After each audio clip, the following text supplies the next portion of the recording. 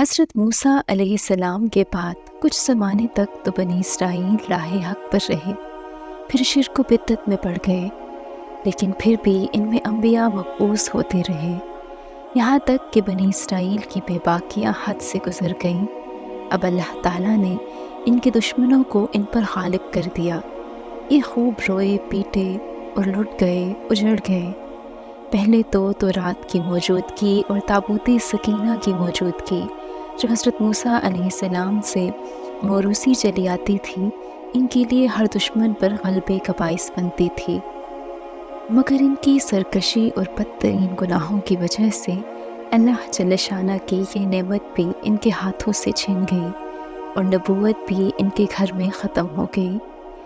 بنی اسرائیل میں ایک قبیلہ لاوی کے نام سے تھا، جن کی اولاد میں پیغمبری کی نسل چلی آ رہی تھی، اور صرف اسی نسل سے پیغمبر پیدا ہوتے تھے۔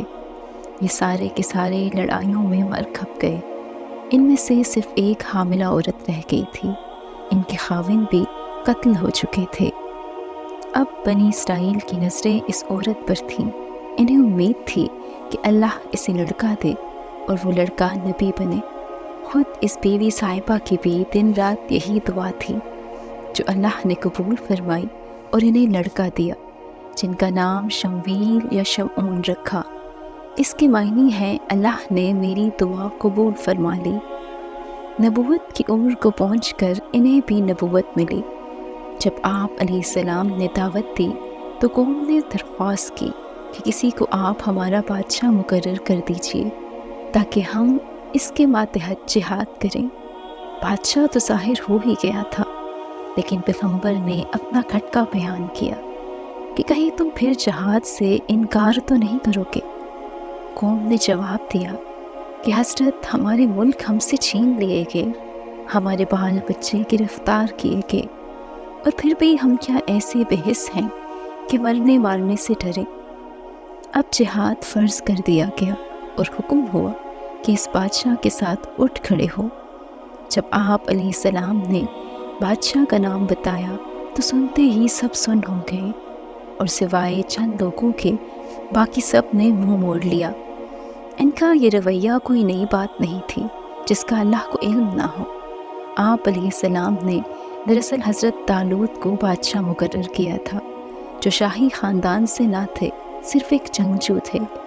شاہی خاندان یہود کی اولاد تھی اور یہ ان میں سے نہ تھے، تو قوم نے اعتراض کیا کہ ان سے زیادہ بادشاہت کے حقدار تو ہم ہیں۔ پھر دوسری بات یہ ہے کہ اس کے پاس مال بھی نہیں ہے، یہ مفلس شخص ہے۔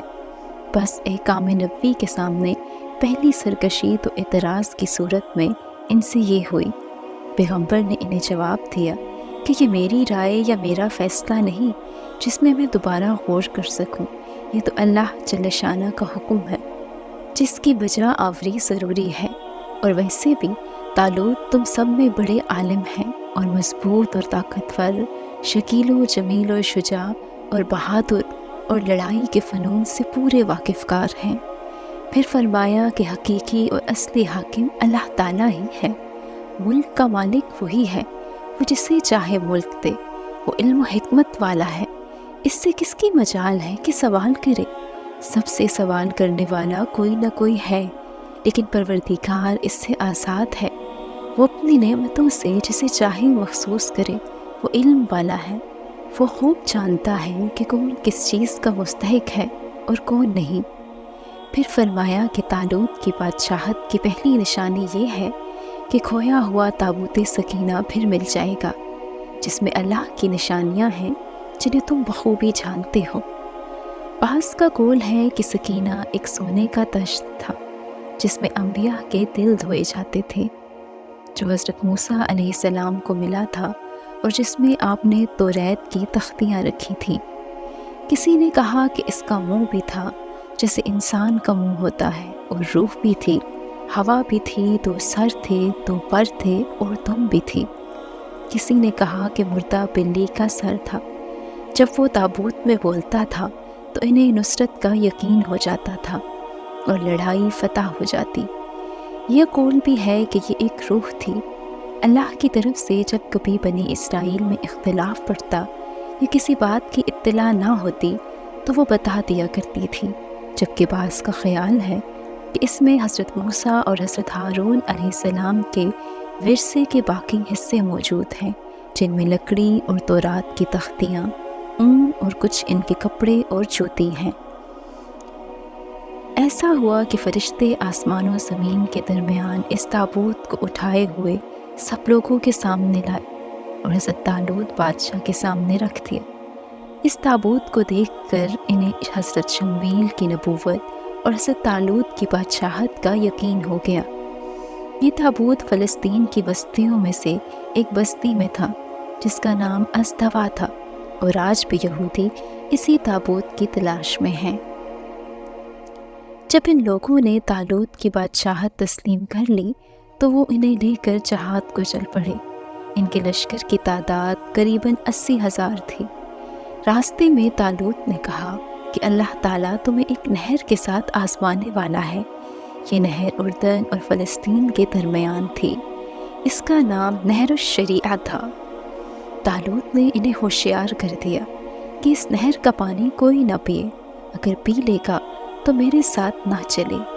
ایک آدھ گھونٹ اگر کسی نے پی لیا تو کوئی حرج نہیں۔ جب وہاں پہنچے تو پیاس کی شدت تھی، نہر پر جھک پڑے اور خوب پیٹ بھر کر پانی پی لیا، مگر ان میں سے کچھ لوگ ایسے پختہ ایمان والے بھی تھے کہ جنہوں نے نہ پیا، بس ایک چلو پی لیا کہ زبان تر ہو جائے، اور ایک چلو پینے والوں کی پیاس بھی بجھ گئی اور وہ جہاد میں بھی شامل رہے۔ لیکن پوری پیاس بجھا کر پیٹ بھر کر پینے والوں کی نہ پیاس بجھی اور نہ وہ قابل جہاد رہے۔ 80,000 میں سے 76,000 نے پانی پی لیا اور صرف 4,000 حقیقی فرما بردار نکلے۔